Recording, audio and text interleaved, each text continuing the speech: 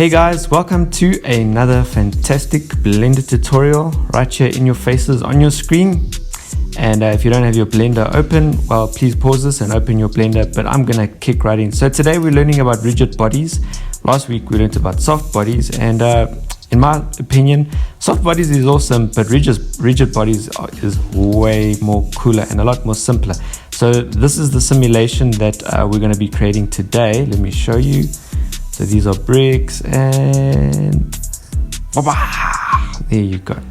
All right, whatever you want to call it, a crane or a spoon, and yeah, these are bricks and that's a ball. Now this was simulated. The only animation that I literally did was the spoon over here.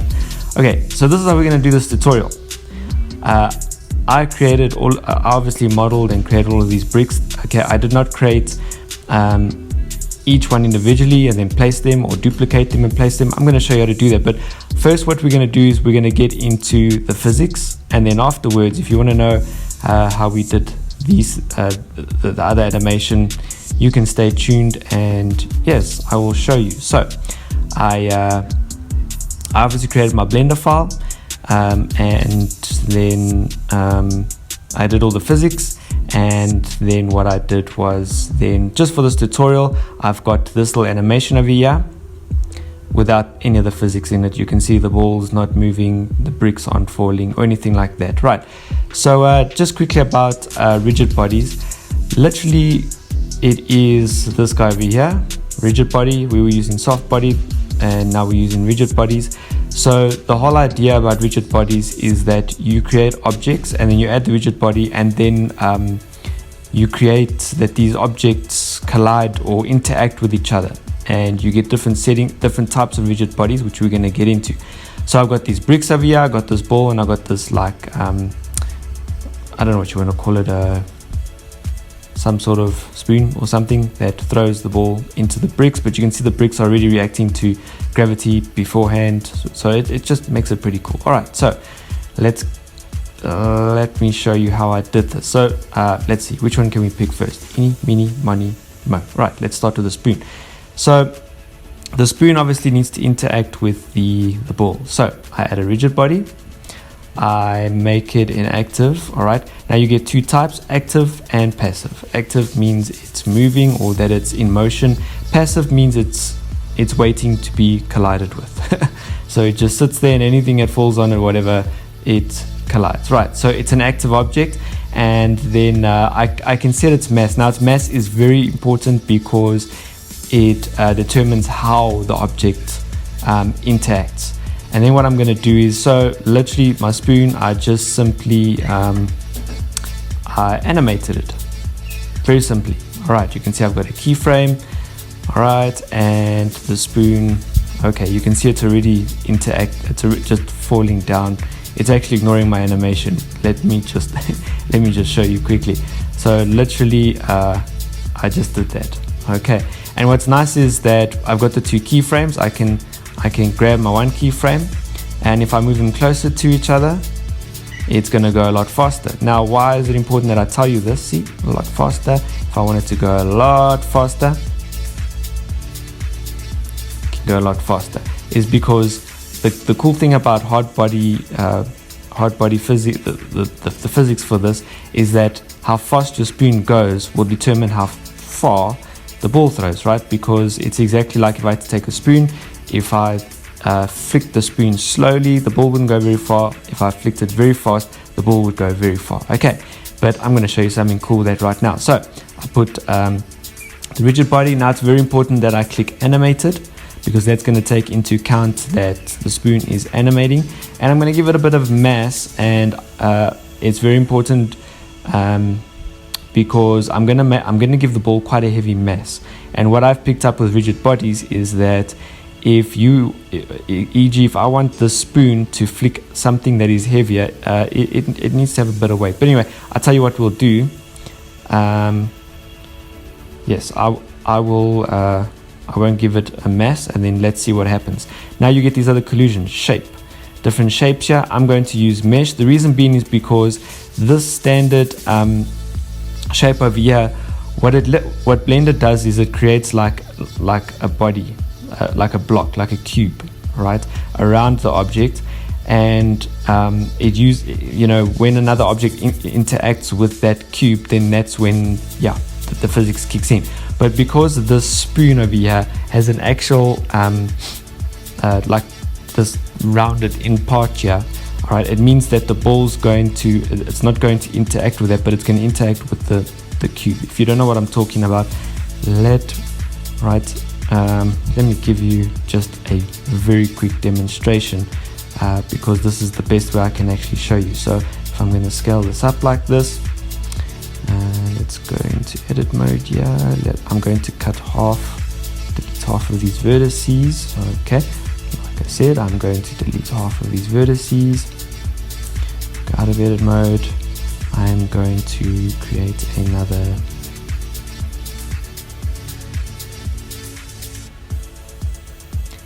ball just for the inside. UV sphere. Right, now on this I'm going to pull this guy up here. I'm going to put a bit more further. Alright, so this dude, I'm going to put the rigid body on. I'm going to make it passive because it's not going to be moving. It's basically where I'm going to keep it on the default. I'm going to put this guy, a rigid body, I'm going to make it active. I'm going to leave it like that. I'm going to leave it with that shape on, and so I'm going to wait for gravity to do its thing. I just want to take, just so that doesn't interfere with the mesh. Right, so watch this now. I'm going to play, and the first thing you'll notice is that the ball stopped over there. It did not go inside because of that cube. However, let me change the shape to mesh. It takes into consideration the entire mesh. So let's do that again, and there you go. All right, so that is the difference between the two shapes. Right, so let's continue. So we've got a spoon, we've got a rigid body. I'm going to make it active. I'm going to make it animated, and I'm going to make the shape a mesh. All right, then I'm going to do the ball. Right, now if you look, I've got the physics on the spoon. It's animating properly because I clicked that animated property. So let's do the ball, rigid body. Now this is a passive, exactly the way I did the other ball. Okay, and I'm going to also take the shape into consideration. I just find it so much better. There are these other guys over here. So very quickly, friction is you get friction and bounciness. Now bounciness, right, so how the bounciness basically works is that, e.g. over here, if the bounciness and the friction basically works on both sides of the body. All right, it's got to be an agreement. So now just using an example, all right, I've got this ground and this ball. You can see the ball does not bounce. Doesn't matter what you do, it does not bounce. Right, so if I increase the bounciness on the ball, all right, I can take it up to 1. My goodness. Okay, no, let's put a 0.5, and look what happens. Doesn't bounce, not even a bit. But if and fine, so let me take the bounciness off here, but it needs to be on the ground. No, let's put the bounciness up on the ground. Same thing. But if on the ground and on the ball I put bounciness,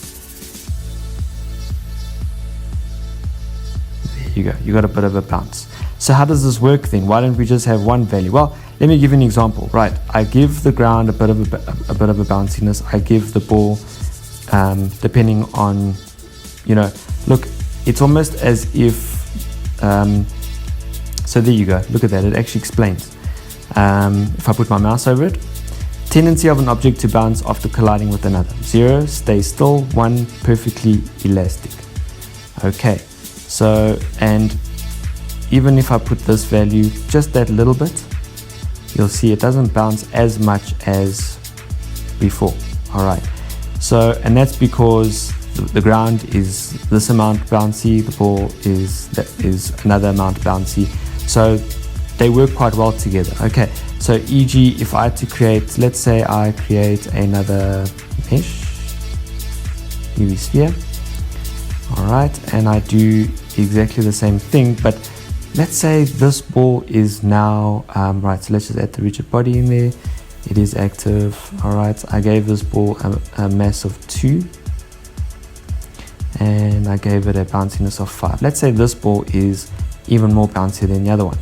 Alright, the ground is 0.5 bounciness.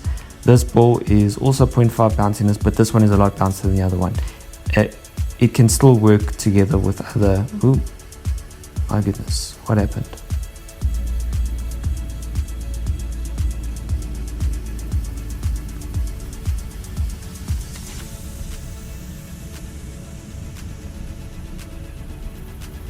Imagine that. What on earth is going on? Do I need to increase? Do I have to make up for the amount of bounciness on the ground? Look at that.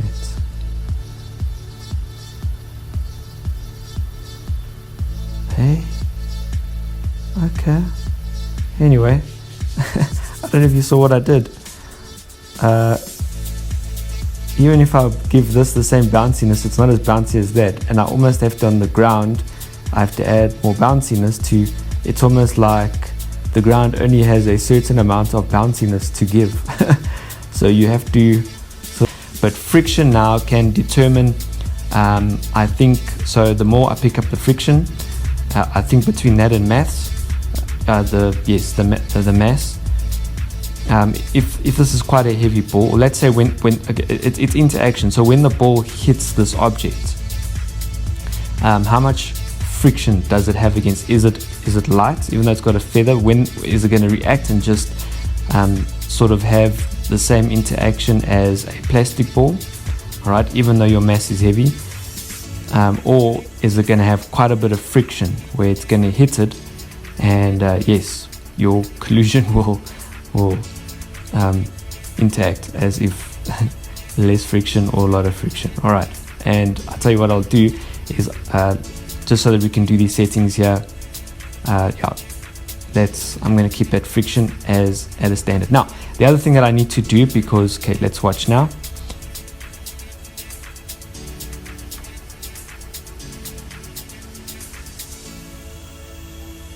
There you go. Okay, so there it works. My shape needed to be that standard. Okay, right, so now we've got our ball. So now what I need to do is, right, first let's have some fun. So let me show you with the throw. So at standard, there you go, that's how the ball throws. Obviously it's going to go through. I haven't applied the physics to that. Let me speed up this guy. Let me show you what happens.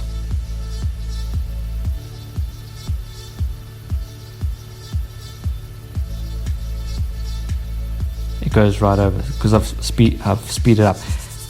Something that just need to keep in mind, that watch in the corner here my frames per second. All right, this is not how fast it's really going to be. You might be saying, but nothing's really changed. Well, my frames per second have dropped. All right. What's nice about Blender is that it does automatically cache it here, as you can see. So each time you play it through, it caches it. Next time you play it, it helps your machine. All right, so you can see how adjusting these frames per second here. Watch now, I brought them way closer. You can see it's recaching, so my frames have really dropped. All right, cool. So I'm going to keep it where it was because it worked. So the next thing I'm going to do is these bricks. Now I'm going to give you quite a cool tip here, because if you haven't noticed it already, if you haven't thought about this yet, I have to apply physics and do the settings to each and every single brick here. That could take you quite a while. So I'm going to give you a cool trick over here, because if I look at this, there are 240 objects, bricks. All right, so the first thing I'm going to do is I'm going to select one brick. That is going to be my active brick. I'm going to apply the settings to that brick first. All right, then I'm going to select all of my other bricks, and then I'm going to copy from the physics from that brick to the other bricks. All right, so whichever brick is my active, you'll see it's a lot brighter selected than the other ones. So I'm going to apply the rigid body. I am then going to make these, who can guess, passive. I am then going to take the shape. I can keep it that, or I can make it mesh. Let's have a look. If I keep it that, then what's going to happen? Right, now I need to apply the physics from that one brick to all the other bricks, and I can do that by selecting object. I can go down here to rigid body, and I can say copy from active, because that cube is my active object. So copy from active object. You can see it's going to take a while now because it's applying those settings to each and every one. Now, whenever I make an adjustment to this brick, you got to make sure that you keep that selected. So here we go. Let's see what the physics does. Now we are playing back, and let's show down. Oh my goodness, did not even move. Why is that? Okay, let's do this then. If I take my ball, and this is now where mass matters, so I'm going to push up this mass to 12 kilograms. Let's see if that makes a difference. Playback, showtime, here we go. Still nothing. Very interesting. Okay, let's select my active brick here. I wonder if I was not supposed to make it a passive. Shall we try? So selecting all my bricks, making sure that my one is active. Let's make it an active object. Yes, let's see what happens. Oh yes, please don't forget, I've changed the one object. Rigid body, copy from active. Here we go. And it goes a lot quicker now that you... Alright, here we go. Showdown. Oh, look, my bricks are now starting to react. Okay. Here we go. There you go. Cool. They are interacting. Pretty cool. Right. But now what I want to do is I want to get that ball to hit at the right place. So I'm going to select my spoon. I'm going to make the swing slower, just slightly. Right, let's see.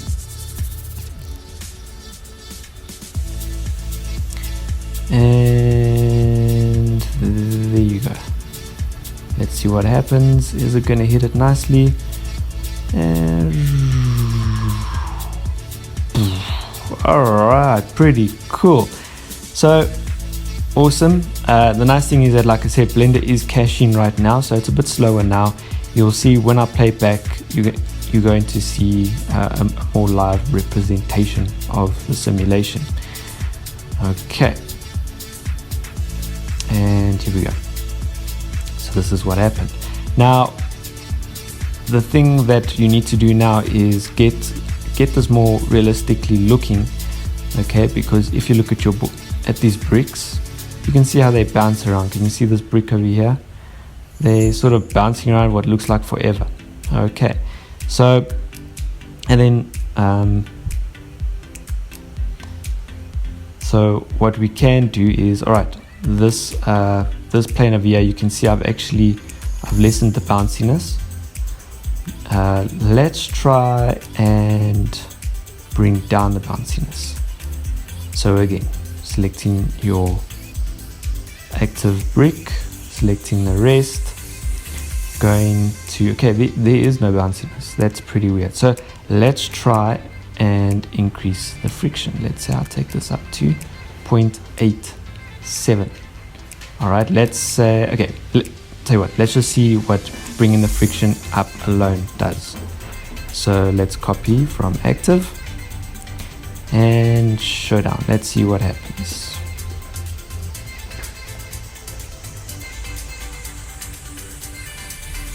You can see already, just with the friction. Now remember, my ball is 12 kilograms, my brick is 1 kilogram. Let's see how they react. So let's look at one or two bricks here. You can see how these bricks over here, I'm not too happy with them. Look at that. Here's a brick in midair like that. My goodness gracious me. Okay, I don't know if you've noticed, but the bricks didn't fall as far. All right, they didn't bounce forever and a day down. Right, so that is looking a lot better in terms of friction. What I'm going to do now is I'm going to give it more. Let's give it more weight, shall we? Okay. So let's say, what if we give it? Would we say the brick is heavier than the? What is the spoon? Let's do some calculations here, people. All right, the ball is 12 kilograms. So, what if I give the brick? All right, 4 kilograms. Let's make it 3 because what concerns me is what gravity is going to do. There's probably going to be no bricks left if I make it too heavy. All right, so doing that to my active object, and then copy to the rest of the bricks. Let's see what is about to happen. I think I can try and prevent that because between the bricks there's actually small gaps. So if I lessen the gaps, I'm pretty sure they're going to. Alright, look at these bricks already, how they're beginning to fall here. You can see how there's less of an impact. The bricks are a little bit heavy, which means it takes a lot more force, but you can see how gravity eventually takes in, like any other brick.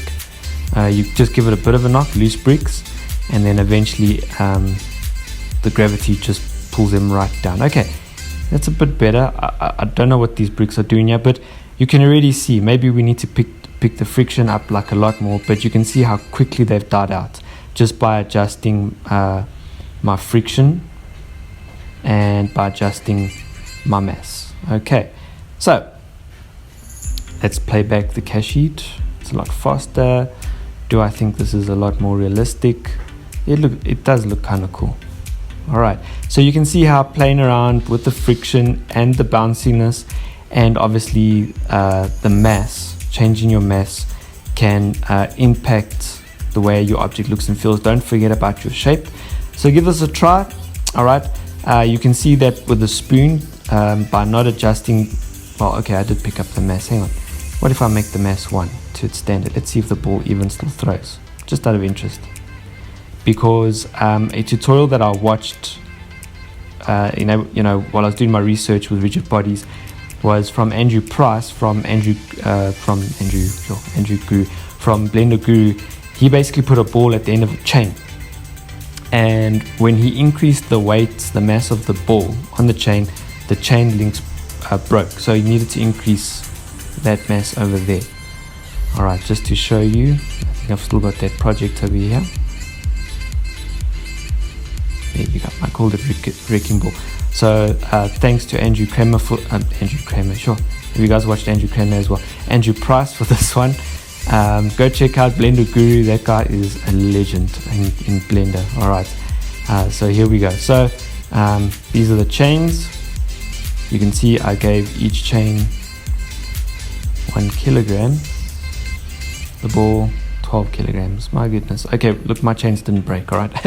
So, and then here are all of these bricks. You can see I made their mass very, very small.